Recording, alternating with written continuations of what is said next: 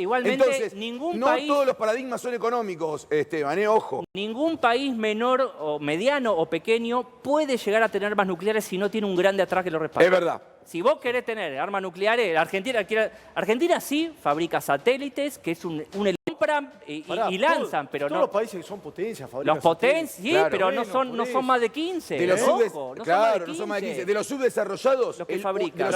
Brasil fabrica satélites. Brasil, Argentina. Colombia, México, mirá. Esteban, ¿sí? de los países subdesarrollados somos quizá el único, de los subdesarrollados, o muy pocos, también Pakistán, etcétera, que ya es potencia nuclear. Somos subdesarrollados. Claramente. Bien, listo, quédate. No, algunos decían que somos en vía de desarrollo. No, el subdesarrollo, a mí me gusta quédate ahí, lo tengo a Marcelo Coronel, que es... Marcelo Calderón, que es coronel retirado del ejército argentino. Sí, Marcelo, ¿cómo te va? El pelado. Te hablo, un gusto hablar contigo, hermano. Hola, un gusto. Quería saludar a todos y muchas gracias por comunicarse conmigo. No, por favor. Marcelo, ¿cómo es una guerra por dentro? Bueno, yo soy un coronel del ejército argentino que entré al ejército argentino después de la guerra de Malvinas. Sí. Por lo tanto, yo no tengo mi propia experiencia de guerra, pero sí puedo decir por mis experiencias en haber estado también desplegado en los Balcanes en el año 92 y también estuve desplegado en el Líbano en el año 2003, que las guerras siempre traen consecuencias malas para todos. Y justamente esto que está aconteciendo en estos momentos entre Rusia y Ucrania, primero tenemos que pensar en las víctimas. En Ucrania, sobre las víctimas fatales, la información está absolutamente en cuentagotas, los datos duros, ¿no? Se habla de 100 muertos. Es una cifra, por suerte, chica, ¿no? Claro, vos decís, pero murieron 100 personas. Sí, duele. Pero por lo que uno ve del despliegue militar ruso, 100 personas parece una cifra ínfima, ¿o no? Sí, hay que... A ver, pasa que lo que está haciendo Rusia ahora son combates en sectores... Focalizados. En infraestructura militar. No es que está yendo por los pueblos arrasando y matando gente. Eso es lo que se intenta instalar desde una sección de la narrativa. Pará que le pregunto a Marcelo. ¿Sí, ¿crees que va a haber muchas víctimas civiles? ¿Qué te parece que puede suceder?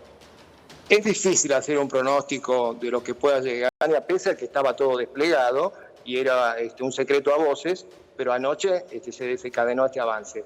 Lo que sí podemos decir, basándonos en estimaciones y en fuentes abiertas, obviamente, que las Fuerzas Armadas rusas que están desplegadas alrededor, están alrededor de entre 150.000 efectivos, dichos por fuentes ucranianas, hasta cerca de 190.000 efectivos, dicho por fuentes de Occidente como el Reino Unido y Estados Unidos. Ahí Rusia tiene, dentro de sus asientos de paz, tiene dos comandos estratégicos desplegados. Uno que se llama el Comando Occidental, que para que sepan aproximadamente tiene un volumen de 3 ejércitos, y un Comando Estratégico Sur, que tiene otros 3 ejércitos. Estoy hablando solamente de fuerzas terrestres. Sí. Esto sin contar sus fuerzas aeroespaciales, sin contar sus fuerzas estratégicas. Por lo que me está diciendo, cada una de estas unidades, ¿son más grandes o más pequeñas que todo el ejército argentino? Son operativos y levemente más pequeñas que un ejército argentino. Pero sí son de despliegue, es decir, totalmente operativas. Un ejemplo, por ejemplo. El actual jefe de Estado Mayor de las Fuerzas Armadas ruso, que es el general Gerasimov, fue comandante del 58 Ejército de Armas Combinadas que está en el sur, en el Distrito Militar Sur. Él fue comandante de ese ejército en combate durante la Segunda Guerra de Chechenia. Ese ejército, por ejemplo, tiene un efectivo aproximado de 25.000 tropas. Es un ejército importante en comparación con un ejército argentino, que es un ejército de paz, que tiene aproximadamente unos 40.000 efectivos. Lo que quiero más que nada sintetizar. Sí, pero también tengamos en cuenta que Rusia es prácticamente un país que el poder militar es su máxima prioridad. Sí, claro. Para nosotros tenemos otras prioridades, Sí, eso verdad. lo establece justamente el gobierno nacional, y que tiene distintas prioridades que por suerte nosotros también vivimos en un ambiente Sí. o en una zona de paz. Coronel, pero Lo cual, sí, Es cierto. permítame. Qué interesante lo que dice Por eso, Marcelo, lo quiero decir, Qué coronel. interesante, ¿cómo sabe? Nosotros, Dale, vamos. Ernesto Díaz le habla, ¿cómo le va? Tenemos una hipótesis de conflicto importante nosotros en el Atlántico Sur. ¿Cuál, Díaz? La hipótesis de conflicto importante que tenemos. Atlántico Sur, Malvinas, decís vos. Claro, tenemos una hipótesis de conflicto real e importante. ¿Cómo se explica que la Argentina no haya comenzado un rearme importante en estos últimos 15 o 20 años? ¿Debería hacerlo Bueno, o no? por supuesto, eso es un tema que particularmente sería de interés para que ustedes lo compartan con el Ministerio de Defensa y con el Gobierno Nacional. Ellos le van agregado de defensa en la Federación de Rusia, es cómo es el poder militar en un país que le da inmensa prioridad al empleo de su poder duro, como lo es la Federación de Rusia. ¿Cómo es, contame cómo es Putin, Marcelo, y por qué crees que Putin avanzó de esta manera sobre Ucrania? Bueno, esa es una pregunta muy interesante, porque todos esperan que, digamos, una versión desde Occidente de cómo es el presidente de la Federación de Rusia. Pero todos podemos ser testigos en diversos, digamos, sitios web, en diversos videos, cómo es Vladimir Putin de asertivo, digamos, de una persona precisa, metódica, muy pensante, y no es una persona que hace las cosas sin planificar. De hecho, permanentemente a lo largo de las distintas entrevistas que ha brindado y de las conferencias que ha tenido con otros líderes de otros estados, siempre se ha manifestado que va a respetar un plan. Y eso es muy importante a considerar. Él respeta un plan, el plan que justamente él con todos sus asesores han pergeñado. Lo llamativo de este ataque que está haciendo sobre territorio ucraniano es que fue como un avance tipo ajedrez, es una ofensiva tipo ajedrez que los deja en alguna situación mal parado a Occidente, como por ejemplo la OTAN, que no puede avanzar dentro del territorio ucraniano, sino que tiene que solamente poner todas sus fuerzas en su extremo oriental, pero no dentro de Ucrania, no puede entrar a Ucrania.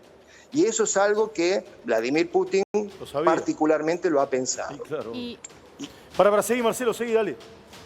Bueno, y un tema que me llama a mí la atención en su declaración de guerra que dio públicamente por los medios, Vladimir Putin tiene dos objetivos, y él lo ha expresado de esa manera. El primer objetivo es desmilitarizar Ucrania, y es como lo ha expresado públicamente. Sí, quiere poner él al gobierno. Entiendo yo que quiere poner un gobierno, como se dice, gobierno títere, ¿o no, Marcelo? Yo, la verdad, no sé si eso podría denominarse un gobierno títere, pero él permanentemente ha expresado que tiene ese objetivo, que es el de desmilitarizar y desnazificar. En esto estoy usando palabras gobierno, textuales que están en los que Marcelo es medios integrante de las Fuerzas Armadas, es muy prudente para hablar, es muy interesante escucharte, Marcelo. Realmente yo por ahí le pido opiniones políticas y es un militar, crack, Calderón, dale, ¿qué le querías preguntar? Calderón, le quería preguntar, con esta descripción que hacía del ejército ucraniano, ¿cuánto puede ser la resistencia que pueden hacer ante la invasión del ejército ruso por sí solos? Yo aprecio que la capacidad de resistencia del ejército ucraniano, que no estamos hablando de un ejército muy reducido, estamos hablando que en sus épocas, en cuando Ucrania era una unidad constituida, y no como ahora que perdió Crimea y ahora está perdiendo dos provincias como el Lugansk y Donetsk, tenía aproximadamente unos efectivos de 300.000 personas dentro de sus Fuerzas Armadas. Y eso que antes también había sido reducido, es decir, estoy hablando de mediados de la década del 90. Y a su vez también fue, por decirlo así, se le redujeron sus capacidades nucleares. Contaba con fuerzas estratégicas de misiles que por distintos tratados ha tenido que entregárselas a la Federación de Rusia. Por lo tanto, en estos momentos, Ucrania no posee esa capacidad que sí posee Rusia en estos momentos, que es la de desplegar misiles estratégicos con ojivas de distinto tipo. Coronel, ¿para usted la OTAN se equivocó? Herramientas como para poder actuar mucho más allá de lo que su mismo estatuto establece. Ellos mismos están reunidos porque realmente Rusia actuó dentro de una zona gris dentro del marco normativo de la OTAN. Y que actuó en un país que todavía no es miembro. Ellos están adentro, los rusos están dentro del territorio ucraniano y la OTAN no puede correrse más allá de sus propios límites. Claro. Es decir, que está viendo detrás de la cortina de la OTAN, está viendo lo que está sucediendo dentro de Ucrania. O sea, Marcelo, Estados Unidos no puede hacer más de lo que está haciendo, digamos, en tu perspectiva. En estos momentos sí, no podría hacer más, excepto, bueno, que se establezcan un marco normativo que se los permita, lo cual eso están justamente analizando en estas reuniones que se han realizado desde horas de la madrugada del día de hoy. Sí. ¿Hay ojivas nucleares? Escucho. ¿Hay ojivas nucleares en Ucrania, coronel? No que se sepa. Oficialmente esto por tratados internacionales han debido entregarse a la Federación de Rusia. Estoy hablando del año 1996. Todo lo que es el poderío nuclear ha tenido que ser entregado en el año 96, es decir, que oficialmente Ucrania no dispone de armas nucleares. Ahora, Marcelo, vos que estuviste en Rusia, conocés muchísimo de esto. Putin, más allá de que se lo pueda calificar como un tirano, un déspota y demás, es un presidente que es elegido por el pueblo ruso, ¿no? Que quede claro esto, ¿no? Sí, claro. En elecciones democráticas y reelecto en político, y que obviamente tiene conocimientos generales de todos los sectores del potencial nacional ruso. Yo no lo llamaría una estratega, sí tiene estrategias armadas rusas y está por debajo del ministro de Defensa, que es Sergei Shoigu, que es un político muy avesado, de mucha experiencia, y no es casual que tanto Sergei Shoigu como el general Gerasimov acompañan a Putin desde el año 2013 sin detención. Claro. El ministro de Defensa en un país como Argentina, no digo que tenga una labor de defensa, ¿es el más importante del gabinete o no, Marcelo? Yo no me atrevería a hacer esa afirmación, pero sí puedo decir que con este gobierno forma parte de su círculo más íntimo y de extrema confianza. Inclusive podemos ver en los medios de comunicación cómo Sergei Shoigu se va de cacería junto con Vladimir Putin y sale esto en los medios, hay videos, se va de pesca juntos. Es decir, tienen una relación muy buena, más allá de lo estrictamente profesional y gubernamental. Sí, no te vayas, Marcelo. Es que dale, sí, Alejandro, a ver, un poco. Rusia tiene dos elementos fundamentales dentro de sus capacidades. Una es la capacidad militar, son las más importantes, y la otra es los recursos naturales. Sobre todo ahora cuando se empiece a derretir el Ártico y todas las zonas de Siberia que están colmadísimas de recursos naturales, Rusia va a ser la primer potencia en términos de recursos naturales, y es lo que en geopolítica, acá el compañero de las Fuerzas Armadas me va a entender y comprender, que hablamos del Herdland, la isla mundial y el sector más importante en geopolítica desde hace más de 80 años, que es toda el área de Europa del Este, y es otra de las causas por las cuales estamos viendo esto. Y con lo que decían de la OTAN, agrego lo último, la OTAN, lejos de estar perdiendo, va a fortalecer una posición vendiendo armas también y con mayores efectivos en Europa del Este, que muchos, inclusive no solo Trump, sino mismo Francia y Alemania, venían cuestionando. Bueno, ¿por qué todavía estamos con tanto, tan? Bueno, ahora la OTAN dice, ¿vieron que me necesitaban? Cómprenme más armas, nuevas bases militares y más efectivos. Bien. Se fortalece la OTAN. A ver, OTAN. te quiero hacer una pregunta, Marcelo Calderón. Dale, Ernesto. Lo que le voy a decir, Coronel, a ver, hay dos cuestiones que me parecen importantes en este tema. La primera, ¿es posible que Rusia ataque a algún país de la OTAN si se ve en una situación complicada? Y la segunda, ¿es posible también que Rusia haga alguna operación militar en lugares que no están ahora a la vista, como puede ser que cualquier potencia extranjera que intente detener o que intente interferir las operaciones rusas va a recibir una represalia nunca antes enfrentada en la historia. Si tenemos que definir qué es la historia, recordemos las dos guerras mundiales del siglo XX. Es decir, que la contraamenaza que dio Vladimir Putin es muy seria y contundente. Yo por eso repito estrictamente lo que acaba de decir hoy a la mañana. Pará, muy seria y contundente. A ver, reforzá eso, que es muy interesante escucharte. Y lógico, yo lo que veo es que cuando él dice que esto va a ser peor todavía, yo no me atrevo a pensar lo que podría llegar a ser. Por supuesto que esto también es un juego de algo así como lo que conocen los especialistas como un chicken game. Sí. Es decir, él está jugando a ver quién es el más fuerte, ¿no? Con esa amenaza tan importante que está haciendo. Sí, y lo que se dice la guerra psicológica también, ¿no, Marcelo? Es que... Sí, así es. Dale, la segunda pregunta que me hicieron, si no me equivoco, es si está haciendo en estos momentos o si está en capacidad de proyectar las fuerzas rusas en otro lugar, como por ejemplo el Cáucaso. Sí, ¿Eso puede ser? Sí, exacto.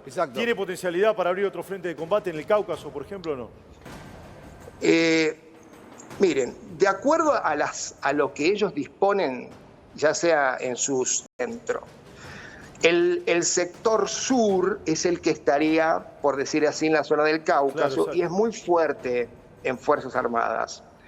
Pero también en estos momentos es lo que tiene como, por decir así, esfuerzo principal en la acción que está haciendo en Ucrania. Porque el otro esfuerzo que tiene, lo tiene mirando a los países, por decir así, a los países bálticos, que es otro comando conjunto. Es decir, si yo tuviera que arriesgar un pronóstico, me atrevería a decir que no estaría en capacidad de otro frente. Si vamos a la historia militar, uno sabe que, por ejemplo, la Segunda Guerra Mundial, uno de los más graves errores que cometió Hitler fue el de abrir un segundo frente, es decir, combatir entre dos frentes, y luego abrieron un tercer frente, es decir, que a partir de ahí se debilitó todo tipo de esfuerzo militar.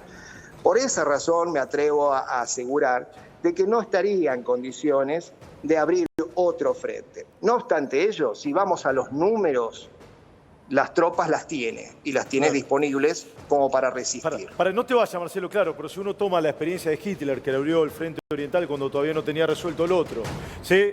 Y fracasó, Putin de esto debe saber algo, ¿no? No te vayas que sigo, que tengo esto. Qué interesante escuchar a Marcelo Calderón. Dale que sigo, vamos. Vamos. Último momento. 4 para las 8. Estoy con todo lista. Que Ucrania prohíben a hombres mayores de 18 años salir del país. Claro, porque lo van a usar para la milicia, me imagino, ¿no? Dale, Aida, contame esto. Dale, vamos. Dale, Aida, contame esto. Lo contábamos anteriormente, 18, 60 años, señores, en Ucrania son reservistas. ¿Qué quiere decir eso? Van a ser tropas de reserva. Es lo que había adelantado ya Volodymyr Zelensky. Básicamente lo que ha adelantado es que va a armar al pueblo. ¿El pueblo qué significa? Que todas las personas entre 18 y 60 años tendrán que cumplir servicio en la defensa de Ucrania. Esto lo hacen todas las naciones que no logran tener un ejército regular que dé abasto a la agresión que están teniendo. Esto se ha visto en todas las guerras, especialmente en la guerra... ¿Cómo que no? En la defensa, bueno, sí. En la defensa de Berlín y otras tantas ciudades. ¿Para qué quiero seguir hablando con Marcelo Calderón? Espérame, Ale. Sí, Marcelo, generalmente se dice, pero corregime, por favor, vos sos el especialista, ¿no? Que esto se hace cuando uno está perdiendo la guerra. Lo que me estás preguntando es lo de empeñar las reservas. No, de que convocar, por ejemplo, a civiles, liberar presos para que peleen. Esto se hace cuando la guerra prácticamente, no sé si la tenés perdida, pero seguro que la estás perdiendo. Yo lo que creo es que, obviamente, como cualquier país que vive en un Estado de Derecho, se basa en su marco normativo. Existen, por ejemplo, hablo de lo que más conozco, que es la Federación de Rusia. Rusia tiene una ley federal de reservas. Y a través de esas leyes, o de esa ley, es que periódicamente a las reservas que dispone, las convoca, las entrena, las hace participar de ejercitaciones y en algunos casos de conflicto. Y Rusia tiene una capacidad de movilización, para que sepan, aproximadamente, porque son estimaciones, no son certezas, que están alrededor de 1.200.000 efectivos de reservistas a ser movilizados. Entiendo yo que Ucrania podría llegar a hacer es algo similar. Yo Sí, desconozco el marco normativo de la República de Ucrania en este aspecto. Dale, No, que te iba a decir que ese millón... Lo estamos exprimiendo a Calderón. Sí, lo estamos exprimiendo. La Escuela Superior de Guerra está pasando toda por acá. Le pido disculpas, coronel. Pero bueno, es interesante lo que cuenta. Ahora, lo que le iba a decir es que Rusia tiene más o menos 3 millones de soldados formales, ¿no? De soldados regulares, por decirlo así. Y a partir del 2013 esa reforma militar ha sido más que acelerada. O sea, el mayor ímpetu de esta reforma ha sido a partir del año 2013. Y sí, Marcelo, perdón que te tome así rápido con los datos y me decís, no, pero pelado, yo eso no lo sé y no tengo por qué saberlo. ¿Y Estados Unidos cuántos tiene? Como para tener una comparación. Bueno, proyección en todo el globo terráqueo. Claro. Yo no sé exactamente los números, pero claro, sí sé, lo que sí puedo decir, que es más grande que el ruso. Los 15 países con mayor presupuesto militar sumados no alcanzan el presupuesto militar de los Estados Unidos. Estamos llegando casi a 800 mil millones de dólares al año. Tremendo, demoledor. Sí, es el más o menos, para decirlo en PBI, Estados Unidos tiene más del 13% del PBI prácticamente en gastos militares, mientras Rusia... O en inversión, inversión, gracias. Por año. Sí, por año. Sí, mientras Rusia no llega al 5%.